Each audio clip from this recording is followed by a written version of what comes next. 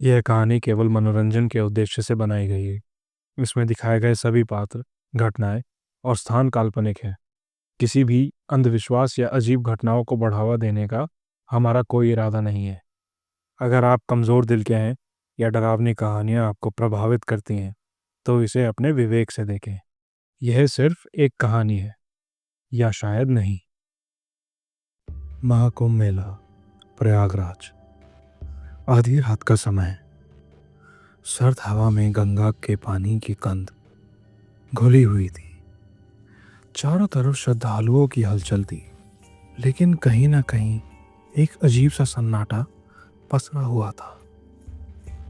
रोहन, एक युवा पत्रकार जो महाकुंभ के रहस्यों की खोज में यहाँ आया था, गंगा के किनारे खड़ा था। उसके मन में सवालों का सैलाब था, लेकिन एक सवाल उसे सबसे ज्यादा बेचैन कर रहा था। क्या सच में गंगा के पानी में कोई अदृश्य शक्ति बसी हुई है? उसने कैमरा उठाया और गंगा की ओर बढ़ने लगा। अंधेरा घना था, लेकिन दूर से आती मंत्रों की गूंज वातावरण को और भी रहस्यमय बना रही थी। पानी में घुसो, तुम्हारा समय आ गया है। रोहन ठिठक गया। उसने झटके से सिर घुमाया, लेकिन वहां कोई नहीं था। बस गंगा का ठंडा काला पानी और दूर से आती घंटियों की ध्वनि। लेकिन तभी एक परछाई उभरी गंगा के पानी में। एक बूढ़ी औरत सफेद वस्त्रों में लिपटी हुई पानी में खड़ी थी।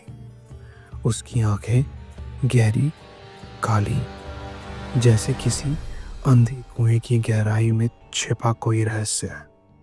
धीमी मगर डरावनी। तुमने मुझे देख लिया, अब तुम नहीं बचोगे। रोहन का दिल जोरों से धड़कने लगा।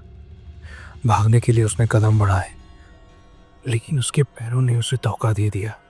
वह गिर पड़ा और पानी में समाने लगा। गंगा का पानी ठंडा नहीं था, बल्कि जकड़ने वाला था। कोई कोई तो था पानी के अंदर जो उसे खींच रहा था। अंधेरा गहराने लगा, और फिर हर किसी का समय आता है, गंगा का कर्ज चुकाना पड़ता है। अगली सुबह लोग गंगा में स्नान करने आए, तो किनारे पर एक कैमरा पड़ा मिला। लेकिन जब उसे चालू किया, उसमें सिर्फ गंगा का पानी था और वो औरत। कैमरे की स्क्रीन पर खून जैसे लाल अक्षरों में लिखा था, तुमने हमें देख लिया है, अब तुम हमारे हो। अगली बार जब लाइट बंद होगी, याद रखना, मैंने कहा था सब्सक्राइब कर लो।